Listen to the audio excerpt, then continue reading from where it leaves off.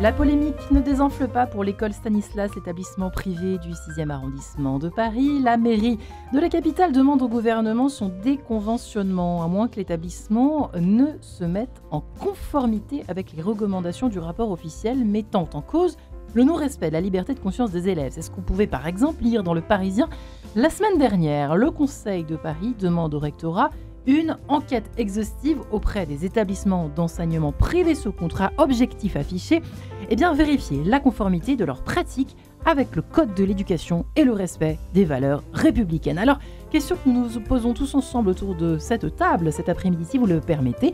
Allons-nous assister à un phénomène de purge de l'enseignement catholique privé? Réponse, exploration en tout cas du sujet avec nos 3 invités dans cette émission Quête de sens sur Radio Notre-Dame et sur RCF. Et j'ai la joie de recevoir Marthe de Sutter. Bonjour Marthe.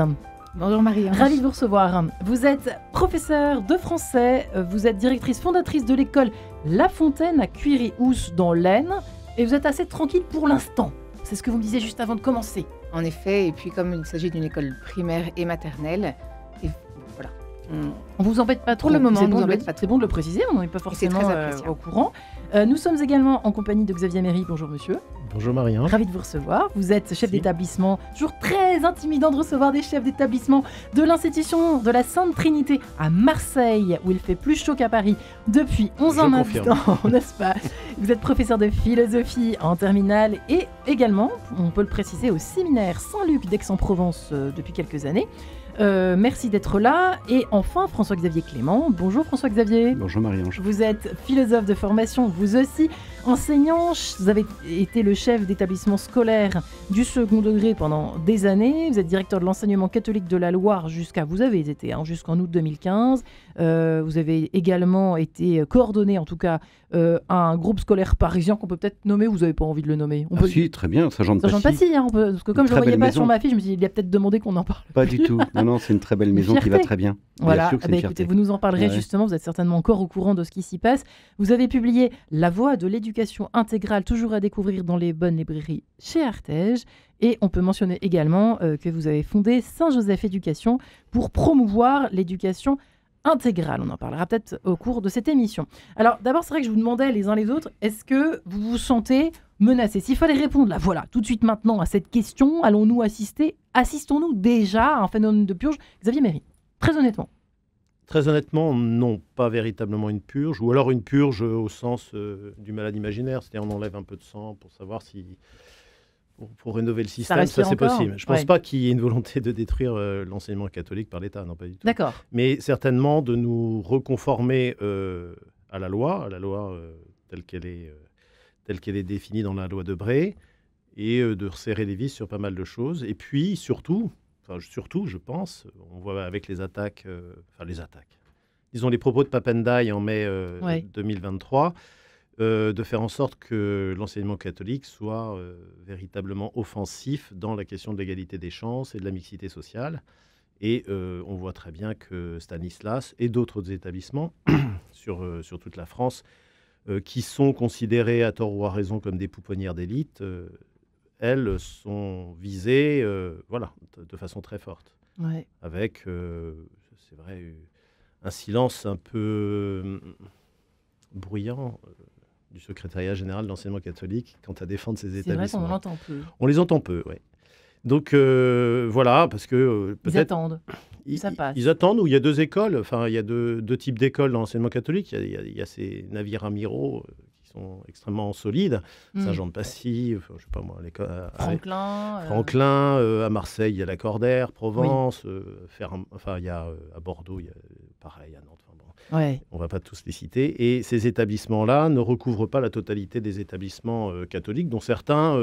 moi, je vois à Marseille, on a des établissements catholiques où le public reçu est socialement plus défavorisé que l'école publique d'à côté.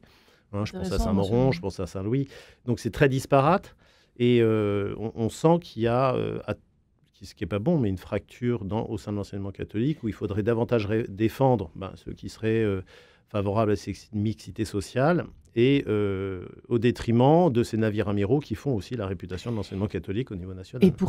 Et pourtant, Stanislas, n'est-ce pas un navire, un paquebot, comme vous le mentionniez à l'instant, pour Xavier Clément. Et il a été embêté, pourtant. C'est pour ça que je suis étonnée que vous disiez ça. Parce qu'il ne joue pas la mixité sociale. Parce qu'on considère qu'il n'y a pas assez de boursiers. Parce qu'on considère que c'est une pouponnière d'élite. Et depuis Bourdieu et Passeron, lorsqu'ils ont écrit Les Héritiers, il est très très très mal vu que les mêmes héritiers soient dans une même école et bénéficient, en plus de l'héritage culturel familial, d'un enseignement de qualité qui n'est pas distribué à tout le monde. On n'aime pas ça en France, François Xavier Clément. Moi, on n'aime pas ça en France. Je pense que toucher Stan n'est pas anodin. C'est-à-dire que Stanislas, c'est une maison qui est un symbole. En France, un symbole peut-être de la liberté, un symbole, il ne faut pas idéaliser non plus ce qui se vit à Stan, mais on peut dire effectivement que c'est le projet de l'enseignement catholique tel qu'il peut s'incarner, on ne va pas dire au mieux, mais en tous les cas au plus près de ce qu'on a envie de voir peut-être dans l'éducatif, dans le pédagogique et dans le spirituel. Et toucher à ce symbole-là, ça a évidemment des conséquences un peu partout en France. Parce que on se dit, c'est un établissement, dans la droite ligne de ce que disait Xavier à l'instant, c'est un établissement qui semble un peu intouchable. Les grosses maisons de l'enseignement catholique comme ça, elles semblent aller leur chemin avec une inertie assez profonde et historique. Un petit établissement qui vit en dessous des écrans radars, qui se prendrait un projectile médiatique un peu similaire, disparaîtrait dans les 2 ans parce qu'on joue avec des seuils d'effectifs qui sont tels que c'est l'équilibre de la structure qui est en jeu derrière et ça peut être dramatique. Ça n'aurait pas pu arriver à Saint-Jean-de-Passy, cette histoire, cette affaire. Ah si, ça aurait pu arriver exactement de la même façon à Saint-Jean-de-Passy qu'à Stan. Mais le symbole aurait été moins puissant, je dirais, pour la totalité de la France. Stan a un effet national et un rayonnement national. De nombreux ministres, ils sont passés. Évidemment, aussi. Mais évidemment, où ont des enfants encore. Voilà. Mais bien sûr. Ils le taisent, bien évidemment. Bien sûr. Mais je pense que derrière votre question, il y a la question aussi. Alors moi, j'en vois 2. Je vois à la fois la question de la loi Debré avec la notion de caractère propre et finalement un renversement. Et puis la question des financements. Ouais. Sur le renversement, c'est le fait qu'avant, on parlait du lien que le contrat faisait naître entre l'établissement et l'État sur les programmes et sur le contrôle de l'enseignement par les professeurs payés par l'État. Et petit à petit, on a un renversement avec non plus un caractère propre, mais l'exigence d'un caractère républicain. L'exigence d'un caractère républicain, parce que ceux qui nous financent, finalement, ont un droit de regard sur ce qu'ils financent, ce qui est complètement légitime. Mais jusqu'où va ce financement ? C'est-à-dire, est-ce que ce financement concerne uniquement la scolarité et l'obligation de respecter les programmes par l'inspection des professeurs, etc., etc. Ou est-ce qu'on va vers une inspection plus large, un contrôle plus large, une évaluation plus large, et c'est exactement ce qui se passe depuis quelques années maintenant, où on a des établissements, et Xavier pourrait en parler, qui font l'objet d'une évaluation intégrale. C'est-à-dire qu'on va aller fouiller dans les coins, on va aller inspecter l'établissement en tant que tel. C'est depuis combien d'années ? Ça, c'est récent, ça a 3 ans, quelque chose comme ça, oui. Oui. Vous devez tous être particulièrement vigilants, les chefs d'établissement. On est bien d'accord avec ça ? Oui ? Oui, on doit être vigilant, c'est-à-dire que tous les 5 ans, à partir de maintenant, tous les 5 ans, on est évalué sur la manière dont on réalise les politiques publiques. Moi, je suis en auto-évaluation, je viens de rendre mon rapport, donc un jury de 2 inspecteurs, un chef d'établissement du public et une personne du privé, sans doute d'une direction de Cézanne, fera partie du jury, va évaluer mon évaluation, sonder sa sincérité et sa vérité, accorder le projet que j'ai et faire des préconisations sur ce que je devrais faire. Et je serai réévalué sur 5 ans en fonction de la manière dont j'aurai réalisé les préconisations qui m'ont été faites 5 ans auparavant. Donc voilà, c'est vrai que c'est pas inintéressant, ça permet de faire... C'est pas inintéressant. Non, parce que ça me permet de faire une photographie de l'établissement. Qu'est-ce que j'ai fait alors moi je l'ai fait sur 10 ans carrément. Qu'est-ce que j'ai fait en 10 ans dans cet établissement ? Faut être créatif. Voilà. Faut être créatif. Faut être créatif, faut inventer. Et ça, c'est ce qu'ils aiment le plus dans l'enseignement privé, le rectorat, le ministère de l'Éducation nationale, c'est qu'on est très réactif, très inventif, et on arrive à avoir, une plasticité, une mobilité sur l'éducation et sur l'instruction que le public n'arrive pas à avoir. Voilà une bonne nouvelle dans cette émission. On n'est même pas à la fin. Déjà une bonne nouvelle, c'est rare. Marc de Sutter. Alors, chez vous d'abord, comment vous positionnez-vous avec la vision le prisme du primaire et de la petite section. C'est vrai que c'est peut-être pas forcément les mêmes enjeux, mais effectivement, on ne subit pas directement ces mêmes pressions, mais on est dans le même paysage scolaire. Et effectivement, si on ne peut pas parler de purge, parce que je ne crois pas qu'il y ait de volonté d'élimination d'un enseignement catholique en France, loin de là, parce qu'il y a un besoin de diversité. Et puis, l'enseignement catholique prend quand même en charge 20% des élèves. Voilà, ces 20%, il faut bien s'en occuper, et on ne pourrait pas... l'enseignement public ne pourrait pas le faire, les absorber du jour au lendemain. Mais force est de reconnaître qu'il y a, oui, une tension, une remise en cause, en tout cas dans les médias et par les médias, du caractère propre de l'enseignement catholique. Et ce caractère propre, je vois bien ce que disait François-Xavier Clément tout à l'heure, il y a vraiment ces deux points, cette question d'inversion de la loi de Bré, et moi je la verrais du côté du respect de la conscience, et puis le lien de l'argent. On est parti de ça, on est parti du respect de la conscience à une espèce de, qu'est-ce qu'on pourrait dire d'obligation d'assimilation avec les valeurs de la République. Faut être clair, hein. Vous êtes d'accord, Martin? Tout à fait, tout à fait. Et donc la République aujourd'hui a du mal, j'aurais envie de dire, à respecter ce caractère propre de l'enseignement catholique. Mais en fait, le respect des valeurs de la République existait déjà il y a 20 ou 40 ans, sauf que ces valeurs de la République, elles ont considérablement évolué depuis 20 ou 40 ans. Vous avez des exemples, des petits exemples? En quoi? Des petits exemples quotidiens? Actuels? Ouais. Par exemple, les changements de prénom des enfants qui veulent un changement de genre. À partir du moment où il y a un changement de genre, désormais, depuis la rentrée 2022, il y a un BO qui dit exactement ce qu'il faut faire dans l'enseignement public et des orientations de l'enseignement catholique pour traduire ce BO pour l'enseignement catholique. Mais cette traduction dans l'enseignement catholique des orientations de l'État sur ce sujet-là ne sont que, colorées. Elles ne sont que colorées, mais c'est exactement les mêmes recommandations, puisque la loi s'applique à tout le monde. À tout le monde, et elle doit s'appliquer dans le cadre des établissements scolaires. Quand nous avons une demande comme chef d'établissement, mais Xavier pourra en parler mieux que moi, puisqu'il est aujourd'hui aux commandes d'un établissement, les orientations, c'est on doit accueillir ce changement de prénom, ce changement de genre, voilà, qui n'est pas forcément un changement de sexe au sens d'une transition physique, mais d'une transition en tous les cas de genre, et on doit accompagner. Et s'il y a un problème, s'il y a un problème, on doit, en faire part éventuellement au procureur de la République, participer à un signalement, parce que ça veut dire que c'est un enfant qui est peut-être en danger, qui subit, une forme d'humiliation sur l'impossibilité, voire de ses parents. Donc c'est très compliqué. Ça veut dire que donc l'État nounou se fait encore plus interventionniste. Oui, et ça veut dire qu'en fait l'anthropologie que nous avons, il n'y a pas besoin malheureusement d'être très religieux pour le comprendre. Il n'y a même pas besoin de faire intervenir des questions religieuses. L'anthropologie qui est la nôtre et que nous avons dans notre cœur et dans notre conscience, on va dire occidentale, depuis des générations et qui baigne nos établissements, eh bien finalement se prend de plein fouet ces évolutions sociales, ces évolutions légales, qui fait qu'à un moment donné, il devient illégal de tenir certains propos qui, jusqu'à il y a 5 ou 10 ans en arrière, il ne faut pas remonter tellement plus loin, 10 ans peut-être, étaient encore possibles et aujourd'hui ne le sont plus. On assiste à des ruptures. Xavier Méry, c'est quand même pas... Ça, c'est pas très rassurant quand même, hein. Non, c'est pas très rassurant, mais pour rajouter de façon très pragmatique, très simple pour expliquer aux auditeurs, si le chef d'établissement, on lui demande, l'élève qui, imaginons à 16 ans, demande de changer de prénom, je dois changer sur la liste de classe son prénom. Je ne sais pas s'il s'appelle Florent et qu'il veut s'appeler Émilie, je dois changer et l'appeler Émilie. Et si je ne le fais pas, je contredirai les règles qui me sont imposées, même si son identité, sa carte d'identité, le jour où il passera l'examen, il restera Florent. Et vous le faites, vous ? Dans votre établissement, ça se fait ou pas ? Oui, ça peut se faire. J'ai pas eu le cas. J'ai failli avoir le cas, mais finalement, j'ai pas eu la demande de changement de prénom. Mais les consignes sont très très claires sur le fait qu'on doit changer et ne pas bousculer une volonté de changement d'identité de genre. Ça vous effraie pas les uns les autres ? Moi, je trouve ça un peu affolant, mais c'est comme ça.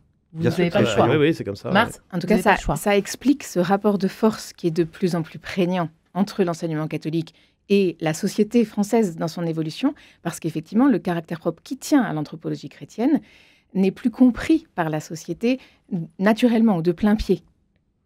Mais quand vous disiez, vous voyez, Xavier. le titre Purge, Oui. on en parlait avant l'émission en se disant c'est un peu violent comme terme. Elle y va fort, ouais. Est-ce que c'est vraiment le problème? Alors, en même temps, moi j'aime bien quand les titres sont un peu impactants comme ça parce que ça nous oblige à poser les choses sur la table.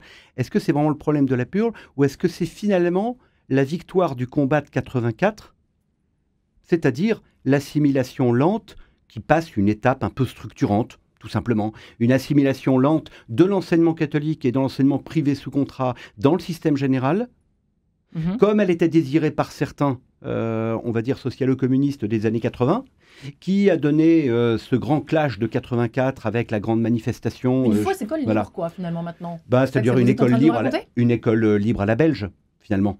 En Belgique, c'est exactement ça. Hein. On est en Belgique, le système enseignement catholique est rentré dans le système général, ne porte que le nom de Sainte-Marie ou Saint-Joseph, mais c'est un établissement avec que des agents publics de l'État qui répondent à quoi bon simplement à tenir la place, mais ça n'a plus grand sens. Et donc, est-ce que c'est la purge de l'enseignement catholique ou est-ce que c'est la mue définitive et la perte obligatoire. Mais bien sûr. Et moi, je crains effectivement que ce que nous avons vécu avec Stan soit le symbole voyant de quelque chose qui existe déjà depuis un petit moment. Moi, j'ai connaissance, et je suis sûr que vous aussi, de situations dans lesquelles des chefs d'établissement ont dû être débarqués pour des choses, somme toute, assez simples. Comme par exemple, un directeur qui a refusé que ses élèves voient le film sur Simone Veil. Non pas la philosophe, mais la femme politique porteuse de la loi Veil. Ouais. On pense qu'on veut de la loi Veil et de Simone Veil. On pense ce qu'on veut.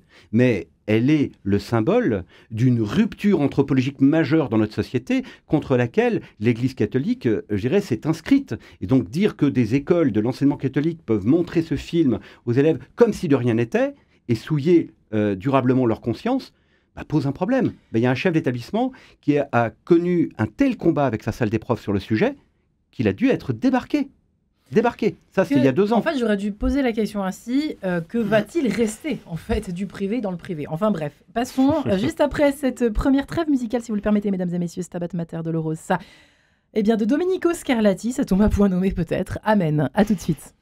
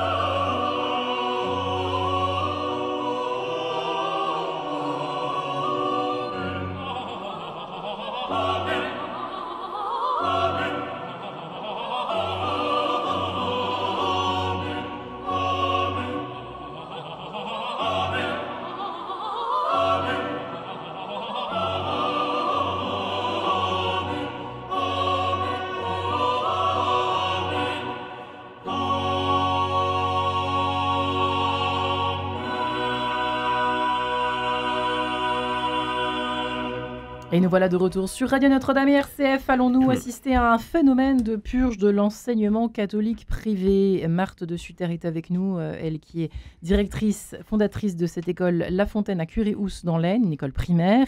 Xavier Méry, chef d'établissement de la Sainte Trinité à Marseille. Et puis François-Xavier Clément qui a dirigé de nombreux groupes scolaires, de nombreux établissements. Et puis Saint-Jean-de-Passy. il vient de publier il a publié La Voie de l'éducation intégrale chez Artege et il a également fondé Saint-Joseph Éducation pour promouvoir l'éducation intégrale. Il y a quand même effectivement, on l'a dit dans cette première partie d'émission, une forme de liberté, de créativité propre à l'enseignement privé. Simplement, le problème, c'est que les exigences républicaines sont de plus en plus grappilles, quoi. Malheureusement, prennent de plus en plus de place dans les obligations, dans les exigences de tous les établissements de France, tout simplement, un peu à la belge, comme vous le disiez, François-Xavier Clément, Xavier Méry. Ça, c'est quand même, c'est ce qu'il y a de plus inquiétant et ça ne va pas faire... Il n'y a pas de retour possible en arrière, si j'ai bien compris. On peut être créatif, on peut faire ce qu'on veut, mais malheureusement, c'est quelque chose... Il va falloir être surcréatif pour essayer de se faufiler maintenant entre les mailles du filet, si j'ai bien compris de la République.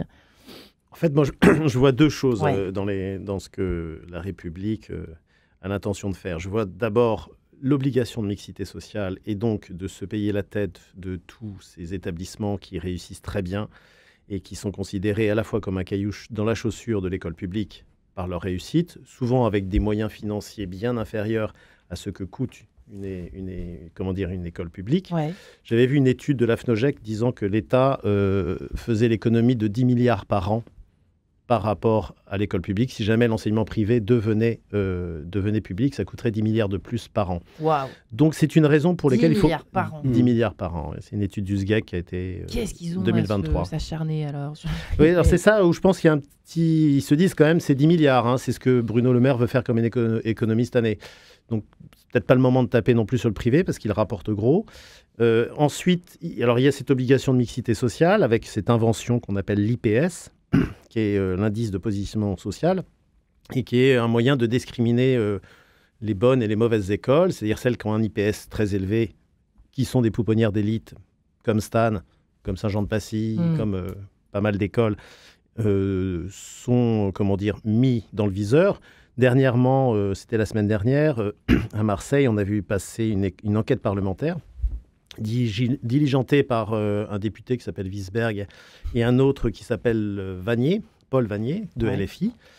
Et il était clair qu'il voulait faire comprendre à l'école Lacordaire qu'il n'était pas normal que son IPS soit élevé alors qu'il est dans le 14e arrondissement, ce qui s'appelle les quartiers nord à Marseille, et que par conséquent, il n'était pas le reflet de l'environnement social dans lequel il était.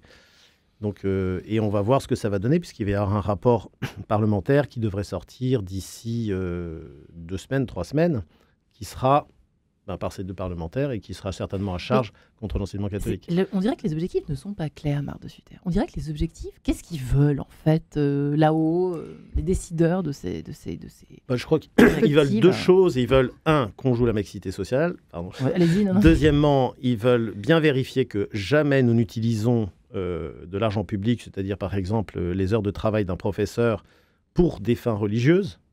Imaginons qu'une école décide de faire une messe parce que, je sais pas, c'est la naissance du fondateur de l'école ou de l'ordre. C'est fini ça. Ouais, non, il faut vraiment que ça soit en dehors des heures de cours. Et d'accord. Il y a une demande qui a été formulée il y a très peu de temps, dans la foulée d'ailleurs de l'affaire de Stan, c'est de vérifier que le calendrier pédagogique, c'est-à-dire le calendrier des cours des élèves, ne morde pas sur le calendrier liturgique de l'école. Quand est-ce qu'il y a la messe de Noël? Quand est-ce qu'il y a la messe de la Toussaint? Est-ce qu'il y a une messe de rentrée? Est-ce que celle-là se fait pendant les heures de cours? Si oui, est-ce que les heures de cours sont rattrapées par les professeurs? Parce que ce serait utiliser les heures de cours où le prof est payé par le rectorat à des fins religieuses. Donc, ça serait vraiment une atteinte grave à la laïcité et un motif de rupture du contrat d'association qui est... François-Xavier le sait, c'est l'arme pointée sur la tête du chef d'établissement. Immédiatement. Alors, c'est fini l'époque. J'ai l'impression vraiment d'être un dinosaure à chaque fois quand je raconte des choses comme ça.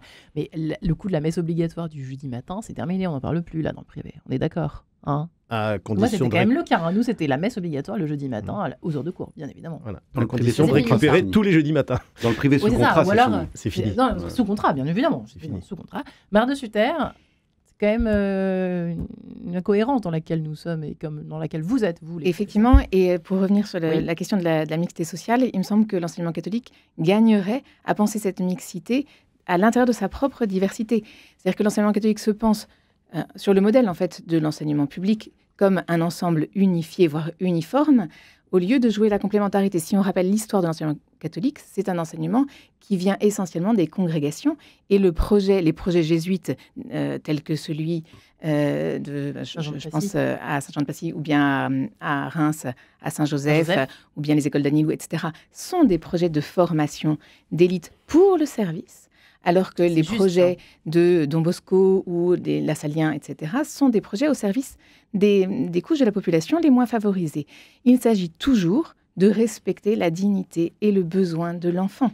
Et ça, effectivement, c'est un angle d'approche de l'éducation qui n'est peut-être plus aujourd'hui partagé. C'est peut-être dur de dire ça, mais autant par l'enseignement public et l'enseignement privé. C'est-à-dire que l'enseignement privé trouvera sa planche de salut en conservant l'élève au centre. On le dit bien souvent, mais si c'est l'élève qui est au centre, les questions de mixité sociale, par exemple, s'abordent de façon peut-être un peu différente de celle que vous évoquiez tout à l'heure. C'est votre réponse, c'est-à-dire que, si j'ai bien compris ce que vous êtes en train de nous raconter, Mère de Sutter, c'est que quand on répond, l'État vérifie, respectez-vous bien la mixité sociale, etc. Non, mais nous, de toute façon, c'est pas notre problème, c'est l'enfant au centre. Et ça devrait suffire. C'est ça que vous êtes en train de nous dire ou pas ? Non, c'est de dire que cette mixité sociale, bien sûr qu'elle est importante, puisqu'elle rejoint la nécessité républicaine d'instruire tous les enfants, quels que soient les revenus de leurs parents. Simplement, est-ce qu'elle doit être vérifiée établissement par établissement ? Ou bien est-ce qu'elle doit être vérifiée au niveau de l'ensemble de l'enseignement catholique ? En général, François-Xavier. Oui, sur la question de la mixité, enfin, moi j'en reviens pas qu'on ait besoin de se justifier sur le sujet. Je vais vous dire, quand on regarde l'histoire à laquelle Marthe faisait allusion à l'instant, l'histoire des congrégations, les congrégations et l'Église n'ont jamais attendu l'État, n'a même pas attendu la République, que la République naisse, pour s'occuper des enfants des rues, pour s'occuper des familles défavorisées, pour s'occuper de former à tous les niveaux de la société. Et quand vous regardez l'histoire des congrégations et l'histoire locale des congrégations, c'est-à-dire que nous, on a une vision, là encore un peu peut-être trop parisienne, des grandes congrégations, mais il y a les toutes petites congrégations inconnues du grand public qui sont localement très enracinées, très développées, comme au fin fond de la Bretagne, avec les frères de Ploërmel qui sont moins connus, je dirais, en Île-de-France, ou comme les maristes, les frères maristes en région lyonnaise et à Saint-Étienne. En fait, quand vous prenez l'histoire de ces congrégations, vous voyez que nous n'avons pas à nous justifier, nous rendons un service au bien commun et un service public, c'est-à-dire un service à toutes les couches de la population depuis des siècles. Et finalement, nous nous retrouvons dans une situation où la loi Debré et les étapes successives, parce qu'il n'y a pas que la loi Debré évidemment, mais et les étapes successives de tous les accords successifs entre le ministère et le SGEC jusqu'à aujourd'hui, ont conduit finalement à une assimilation rampante, progressive, qui, parce que je vous donne de l'argent, vous me devez des comptes, ça c'est normal, mais jusqu'où l'argent que je vous donne vous sert ? Est-ce qu'il sert que dans la classe ou est-ce qu'il sert en dehors de la classe ?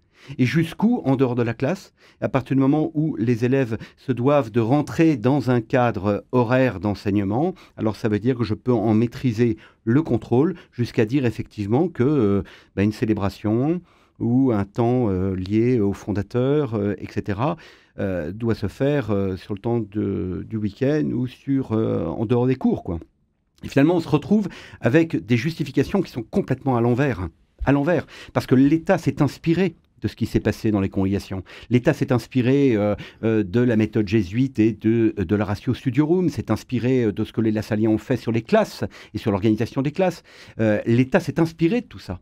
Et aujourd'hui, on se retrouve à être en accusation alors que nous avons donné l'exemple et que nous donnons encore aujourd'hui l'exemple dans bon nombre de territoires de nous occuper au mieux d'enfants avec lesquels en plus on arrive à faire ce que l'État n'arrive plus à faire, c'est-à-dire à hisser au-delà de leurs déterminismes sociaux, des enfants qui sortent et qui acquièrent davantage de liberté, d'engagement, de réflexion, etc.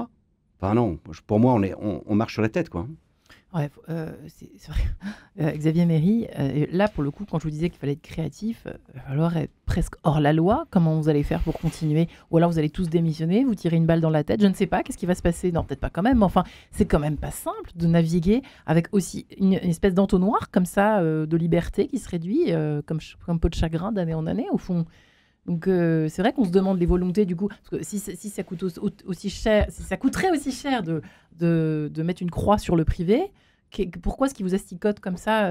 Il y a une peur, il y a des lobbies, qu'est-ce qu'il y a derrière? Bon, je crois que c'est dans l'air du temps. Il y a d'abord plusieurs choses. On est toujours dans Bourdieu, hein. On est toujours dans les héritiers. Il faut la chasse aux héritiers culturels. Hein, il faut impérativement faire en sorte que ces héritiers ne se retrouvent pas dans le même endroit. À l'ère du wokisme à l'ère du wokisme en plus, hein, puisque ça serait des pépinières de futurs oppresseurs.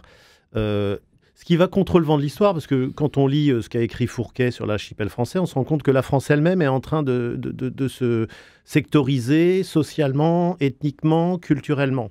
Donc, de toute façon, ce phénomène est un phénomène global. Donc, ça me paraît compliqué. Moi, je suis tout à fait d'accord avec ce que dit Marthe, c'est-à-dire il y a plusieurs demeures dans la maison du Père, et il faut que l'enseignement catholique le tape, le martèle. Il y a plusieurs maisons dans la demeure du Père. Il y a des écoles, de fait, qui font de la mixité sociale, mais même, moi, je vois à Marseille, vraiment très, très dur, des élèves vraiment qui sont complètement laissés pour compte, et qui sont pris à charge par l'enseignement catholique, qui sont financés par l'ensemble des autres établissements qui abondent sur ces écoles-là pour qu'elles existent et qu'elles ne coûtent rien. Voilà, ça c'est le travail que fait l'école catholique. Puis comme le disait François-Xavier, quand on voit les frères des écoles chrétiennes et le succès d'alphabétisation de l'ensemble des Français auquel ils ont grandement participé, on devrait plutôt nous remercier et les remercier. C'est pas ce que fait l'État aujourd'hui. Mais il est en train de... Non, c'est vrai qu'on est sous surveillance. Maintenant, il faut inventer. Hein. Moi, je garde ma vocation d'éducateur et de philosophe. Donc, je pars sur un programme un peu d'école laboratoire à Sainte-Trinité. Je pense que le drame actuellement, c'est la dispersion de l'attention des élèves. Hein, une attention totalement dispersée par une hypervigilance vis-à-vis des réseaux sociaux, de tous les moyens techniques qu'ils ont, au détriment d'une attention profonde, c'est-à-dire qui ne se laisse pas disperser par les bruits environnants et qui revient à véritablement une attention concentrée et qui permet véritablement l'acquisition des connaissances et leur restitution. Et ça, c'est une pathologie éducative extrêmement forte, alors qui se traduit par des TDAH, les troubles de l'attention invasifs, tout ça, dont on parle beaucoup, qui sont de plus en plus invasifs dans l'école, qui deviennent vraiment une source d'inquiétude. Donc voilà, moi j'ai décidé de travailler là-dessus, sur la question de l'attention. C'est une thèse que je voulais faire en philosophie sur l'attention. Faute de l'avoir terminée. Vous reviendrez nous en parler. Voilà, si vous voulez, faute de l'avoir terminée, cette thèse, je me suis dit, tiens, je vais faire un laboratoire. Et là, je travaille main dans la main avec l'inspection, qui est ravie de ce travail-là, qui veut travailler avec nous en disant, tiens, j'ai enfin un chef d'établissement qui va jouer le jeu un véritable travail sur la question de l'attention et sur la question cognitive, ce qu'ils n'ont pas dans le public. Donc, merci le privé. Donc, ça, c'est un inspecteur. Il y a une semaine, là, ils adorent. On est vraiment là, on est leurs meilleurs alliés. Et pour précisément trouver et inventer ce qu'a toujours fait l'enseignement catholique. Enfin, les écoles catholiques. Ils vous laissent un peu tranquille, hein, grâce à cela, grâce à votre. Ils nous laissent tranquilles, ils nous financent, ils nous subventionnent avec le projet de refondation de l'école. À ce moment-là, on devient des enfants modèles, des élèves modèles. À condition de respecter dans votre établissement, par exemple, ces questions d'orientation sexuelle et de genre dont vous parliez tout à l'heure, etc., etc. On est d'accord. Il faut quand même respecter ce qu'ils demandent. On respecte, mais moi, je fais ce qu'on appelle l'EARS, l'éducation affective, relationnelle et sexuelle dans l'établissement, mais je le fais conformément à l'enseignement de l'Église. Ouais. Et il ne s'agit pas non plus de partir dans une anthropologie. On vous embête pas avec ça? Non. D'accord. Bon, écoutez, c'est quand même déjà un peu rassurant. Enfin, pas encore. On revient autour de cette table, si vous le permettez, mesdames et messieurs, après cet extrait de Jean-Claude Gianada, Chercher avec toi dans nos vies. À tout de suite.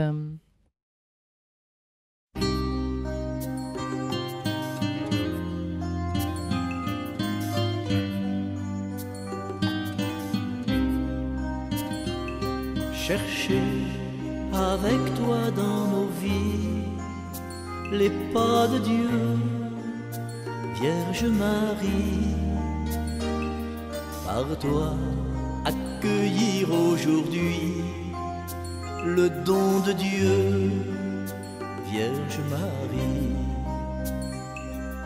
Puisque tu chantes avec nous, Magnificat, Vierge Marie,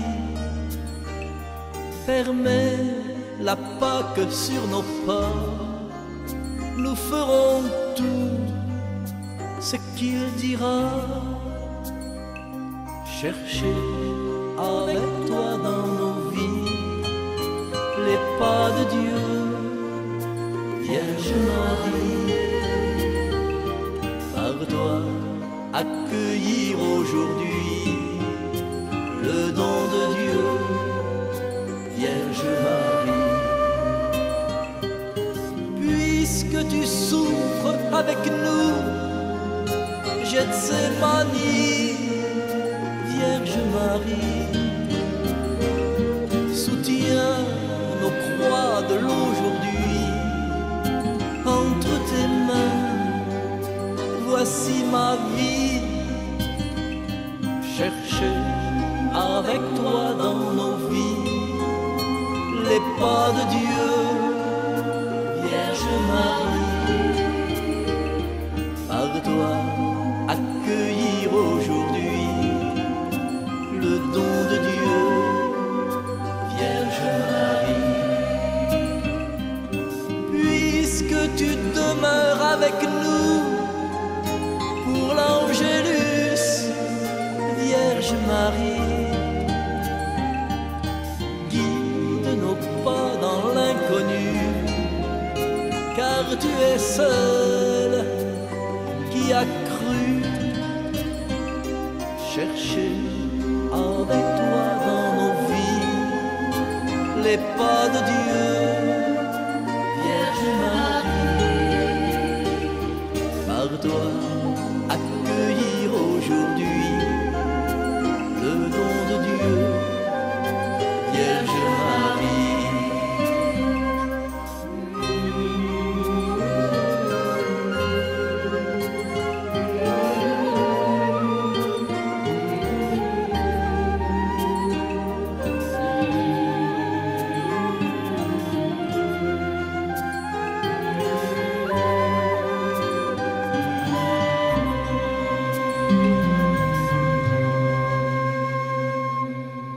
Voici de retour dans cette émission En quête de sens. Allons-nous assister à un phénomène de purge de l'enseignement catholique privé? On en parle depuis évidemment cette affaire Stanislas qui a déclenché une énorme polémique et peut-être à juste titre Marthe de Sutter, professeur de français qui a fondé l'école La Fontaine à Curéous dans l'Aisne, Xavier Méry qui est chef d'établissement de l'institution de la Sainte Trinité à Marseille et François-Xavier Clément qui a dirigé le groupe scolaire Saint-Jean-de-Passy, que nous connaissons bien à Paris, qui a écrit également La Voie de l'éducation intégrale et qui a fondé Saint-Joseph Éducation, l'éducation intégrale au menu de ce programme. Alors, c'est vrai qu'on a encore beaucoup de choses à évoquer. Il y a eu des chiffres évoqués autour de cette table, en secret, en cachette, hors micro. Vous inquiétez pas, vous aurez droit à tout ce qui a été dit de façon plus ou moins ordonnée, mais en tout cas essentielle dans cette émission. Marthe, j'aurais bien aimé effectivement peut-être une réaction à ce qui a été dit autour de toujours de cette espèce de cohérence à retrouver, à créer dans un cadre incohérent en fait. Alors, j'ai bien compris. Effectivement, sur la question de la cohérence, tout à l'heure, je soulignais par rapport à ce qui s'était passé dans cet établissement avec le problème du chef d'établissement qui a dû démissionner suite à un problème de film. Il y a une faille quelque part dans le système puisque les enseignants sont tenus d'appliquer les programmes, de suivre les programmes et surtout sont libres dans l'exercice de leur fonction d'exercer leur enseignement sans contrôle du chef d'établissement et sans finalement respect du caractère propre et de l'anthropologie chrétienne de l'établissement. En tout cas, très souvent, les tensions qu'il peut y avoir, celles que vous évoquiez, j'en connais une autre. C'était une question d'une élève de lycée qui avait refusé un exercice que demandait le professeur d'anglais. Il s'agissait d'écrire à l'équivalent du CSA américain pour leur demander davantage d'émissions pro-LGBT. Cette élève avait refusé l'exercice au nom de sa liberté de conscience, bien inscrite dans la loi de Bray. Et il en a découlé une affaire qui s'est terminée par le renvoi de cet élève et de sa famille. Voilà, le rapport de force était là, les médias étaient présents, soit le chef d'établissement soutenait ses professeurs, soit il soutenait ses élèves, mais on se retrouvait dans une situation conflictuelle qui est liée à cette possibilité, en fait, d'incohérence entre l'enseignement qui est dispensé et l'anthropologie chrétienne. Et ça, c'est vraiment un point sur lequel les familles sont extrêmement vigilantes et demandeuses. Alors, certes, pas toutes les familles, mais les familles qui souhaitent éduquer leurs enfants dans la foi chrétienne ont bien conscience que les valeurs et l'essence de cette éducation n'est plus du tout en phase avec la société. Et donc, que cela demande une certaine attention, une certaine vigilance. Effectivement, on parlait des films, mais des textes de littérature, mais de la façon d'enseigner l'histoire, etc. Et faute de pouvoir le trouver dans les établissements d'enseignement catholique privés proches de chez eux, sous contrat, ces familles-là vont être poussées à aller chercher ça dans des établissements hors contrat, voire... Qui fleurissent, voilà. Qui se répandent, évidemment. Ce qui n'aurait pas été leur premier choix. Oui, absolument. François-Xavier Clément, pardon. Je réagirais volontiers à ce que disait Xavier Méry tout à l'heure avec son exemple de l'attention. Si effectivement, dans l'enseignement catholique privé sous contrat, on ne peut plus rentrer sur le terrain de la foi comme on pouvait le faire autrefois, qu'on ne peut plus organiser des célébrations, etc., il nous reste un bagage anthropologique qui est un véritable trésor qui a tendance un peu à dormir, ce trésor. Il s'est un peu empoussiéré, tellement on le laisse de côté et tellement on ne l'investit pas. J'en veux pour preuve... Mais on n'est pas dans le religieux, on est dans l'anthropologique. Dans l'anthropologie, c'est-à-dire qu'est-ce que la personne humaine ? Tout simplement. Qu'est-ce que la personne humaine ? Qu'on soit catho ou pas, hein. Oui, d'accord. Parce que le problème de l'attention, par exemple, soit vous le prenez par les sciences de l'éducation et par les sciences cognitives, etc., soit vous le prenez dans sa globalité, de façon intégrale, c'est le terme d'éducation intégrale que je n'ai pas inventé, ouais. qui est vraiment lié à la vision intégrale de la personne. Et donc, qu'est-ce que l'anthropologie nous dit de la question de la mémoire, de la question de l'imagination, de la question de la mémoire elle-même et du rapport qu'on peut avoir à l'attention, par exemple en allant travailler avec des références dans le livre L'attente de Dieu, par exemple de Simone Veil, ou d'aller travailler sur le rapport que l'on a à l'autre, le rapport au visage avec Lévinas, etc. Tout un tas d'héritages qui sont des héritages anthropologiques à partir desquels on va pouvoir dire quelque chose de l'attention qui dépasse largement la question simple de l'attitude de l'élève en classe qui écoute son professeur. Et c'est là où on a des portes qui peuvent s'ouvrir. Parce que moi, j'ai donné, vous voyez, au mois d'août dernier, dans un établissement de l'ouest de la France que je ne citerai pas, il y a 2800 élèves, il y a à peu près 300 personnes qui travaillent dans cet établissement, privé sous contrat, sur 3 sites. Ils ont réuni tous les professeurs et tout le personnel pendant toute une journée pour la pré-rentrée, comme ça se fait donc quasiment partout. Ils m'ont demandé d'intervenir sur l'éducation intégrale. Le but, c'était de faire un peu une introduction à une réflexion qu'ils avaient sur leur projet d'établissement. Mais je peux vous dire que dans la salle, il y avait des gens qui étaient très, très, très loin de ma paroisse, comme on dit, qui étaient vraiment à des années-lumière de ce que je peux penser de la mission de l'enseignement catholique. Ils ont applaudi à tout rompre à la fin. Je n'ai fait que parler de la personne humaine. C'est tout. Rien d'autre. Rien d'autre. Et évidemment, et on avait convenu ça avec la directrice, si j'étais rentré sur un terrain religieux, mais j'aurais été inaudible. Ah bah bien sûr, il m'aurait fait la même réponse que certains ont fait à Saint-Paul, on t'écoutera un autre jour sur ce sujet-là. Aujourd'hui, on ne veut pas t'entendre, quoi.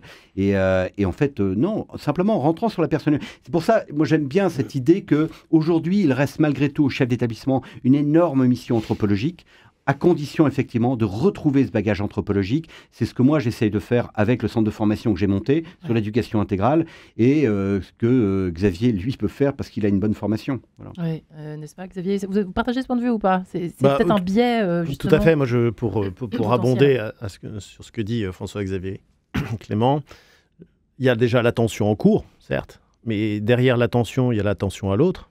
Donc c'est un autre pan, c'est le pan moral de la personne humaine.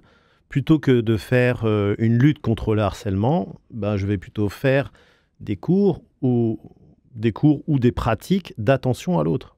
Qu'est-ce que c'est qu'être attentif à l'autre? Il a cité Lévinas, il a cité... Bon, voilà. Et enfin, dernière chose, il le sait très bien, l'attention, c'est la prière de l'esprit, ça, c'est le père Malebranche qui le disait. Et on sait très bien qu'un exercice d'attention, c'est aussi l'exercice d'attention au tout autre, à l'au-delà. Mais je suis toujours dans l'anthropologie, je ne suis pas dans la théologie.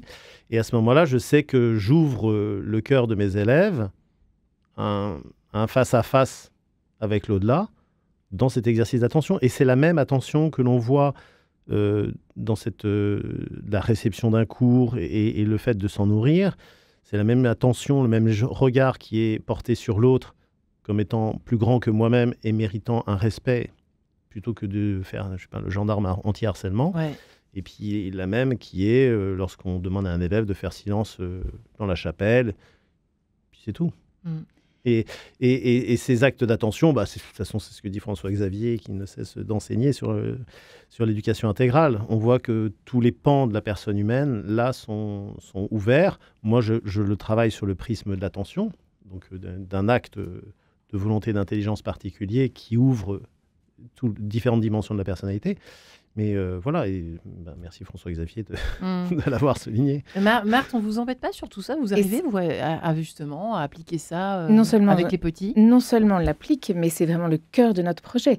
Dans les 3 piliers du projet de l'école La Fontaine, nous avons ce pilier de l'intériorité. Dans l'éducation intégrale, voilà, l'enfant est accompagné, éduqué dans toutes les dimensions de sa personne, un corps qui aspire à la vie, un esprit qui aspire à découvrir la vérité et une intériorité qui aspire à se creuser pour devenir capable de relations, comme vous disiez tout à l'heure, de relations à soi, de relations à l'autre, de relations à la transcendance.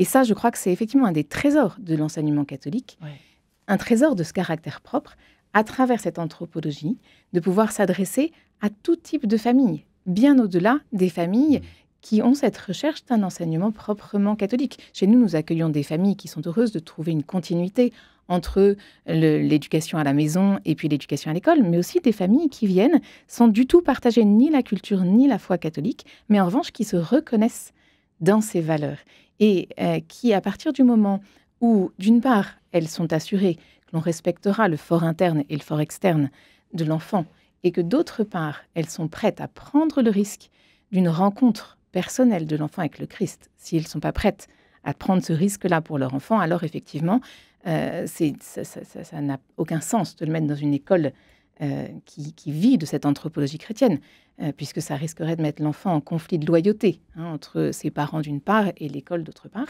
À partir du moment où les parents sont prêts à cela, alors ils sont tout à fait bienvenus dans nos écoles d'enseignement catholique d'anthropologie chrétienne. Et les témoignages sont multiples. Nous pratiquons chez nous ce qu'on appelle la classe ouverte, c'est-à-dire qu'on invite les parents à venir sur 1 heure ou une demi-journée, se faire petite souris dans la classe. Une fois par mois? Une fois par an? Non, on fait ça sur 1 mois dans l'année, parce que c'est quand même... ça demande déjà beaucoup d'humilité de la part des enseignants, de se laisser voir comme ça dans leur intimité de classe. Et puis, ça peut être aussi un peu perturbant pour les enfants qui sont toujours un peu excités d'avoir un parent en fond de classe. Mais c'est une pratique que nous avons trouvée pour pouvoir permettre aux parents de considérer la vie de leur enfant à l'école non plus simplement par le prisme de l'enfant et de ses particularités, de ce qu'il rapporte, mais en plus selon ses propres besoins, mais bien dans une unité, dans un enseignement de groupe qui est la classe. Et donc, on demande un petit retour d'expérience, un rapport d'étonnement aux parents quand ils reviennent de cette classe ouverte. Et c'est vraiment très intéressant de voir leur émerveillement quant à toutes les applications concrètes de cette pédagogie de l'attention, par exemple. Comment est-ce qu'on va vraiment réserver un temps de silence de qualité pour permettre aux enfants de faire leurs exercices? Et là, l'enseignant devient gardien du silence. Et puis, le répondeur automatique à toute question qui émerge. Ouais. Vous me donnez envie de vous poser une question. Je sens que François-Xavier Clément bouillonne de réagir. Ma question est la suivante. Au fond, j'aurais pu la poser au début de l'émission, mais quelles sont encore et quelles vont être encore les bonnes raisons, tout simplement, surtout quand on n'est pas croyant, pas catholique, pas chrétien, de mettre ses enfants dans le privé? Il y a une première raison négative qui est très partagée, qui est de fuir les déterminismes d'un territoire, donc de l'enseignement public. C'est-à-dire que si j'ai pas envie d'aller au collège Boris Vian, avec toute la racaille, au pied c'est des ça, tours, pour parler voilà, vrai. Exactement. J'irai au collège de la Sainte Trinité et en espérant être pris, voilà. Et puis, le projet de la Sainte Trinité, il me plaît bien dans son ensemble. Et puis, les fruits sont intéressants. Voilà, je vais goûter les fruits et peut-être à un moment donné que dans le rapport que je vais avoir avec les fruits, les éducateurs vont me faire goûter la sève. Et puis, je vais peut-être aller chercher ce qu'il y a derrière et je vais peut-être beaucoup recevoir. Et donc, c'est pas forcément comment dire, mauvais, et c'est pas forcément un mauvais signe pour l'enseignement catholique que l'enseignement catholique accueille par défaut, parce qu'il peut y avoir de très belles choses qui se vivent à ce moment-là. En revanche, par adhésion, je pense qu'il y a peu de raisons aujourd'hui, peu de gens, peu de familles qui font le choix de l'enseignement catholique par une adhésion pleine et entière à son projet, oui, dans sa totalité, c'est-à-dire avec la dimension catholique, spirituelle, etc. Fini, ça.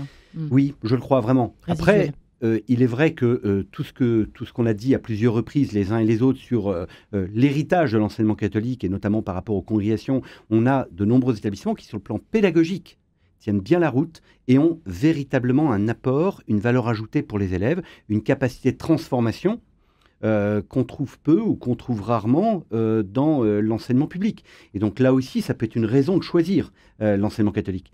Le problème, c'est que derrière votre question, il y a quelque chose qui est très cruel, c'est que aujourd'hui, on pourrait se demander, est-ce que nous avons entendu les signaux depuis 20 ans du développement de l'enseignement privé hors contrat, de ces écoles qu'aujourd'hui on n'appelle même plus hors contrat, qu'on appelle écoles libres et indépendantes. Ouais. Ces écoles libres et indépendantes, elles étaient un signal, en se développant chaque année, un signal qui aurait dû être entendu par les directeurs diocésains, par les congrégations, par les évêques, en se disant oulala, il y a quelque chose qui ne va pas. Est-ce que c'est vraiment les populations catholiques qui deviennent amish, mormons, qui ont le désir finalement de s'enfermer ?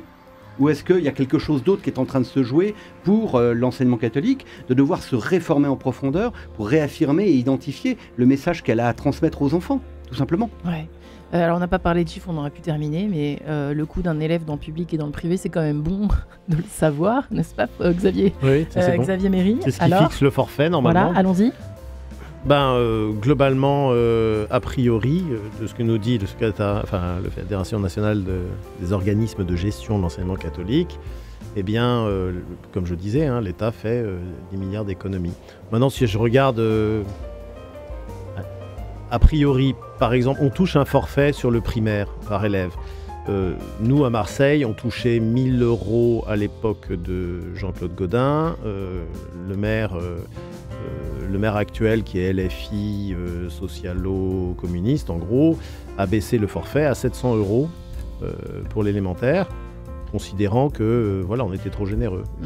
Voilà. Et, oui, on coûte beaucoup moins cher. Oui, voilà, cela étant dit, merci les amis, Marc de Sutter, Xavier Méry, François-Xavier Clément, merci infiniment d'être venus explorer ce sujet avec ce que vous êtes et ce que vous faites au quotidien. Bravo aussi, et tous mes encouragements et ceux des auditeurs, certainement. Bonne soirée à tous. Merci Marie-Ange.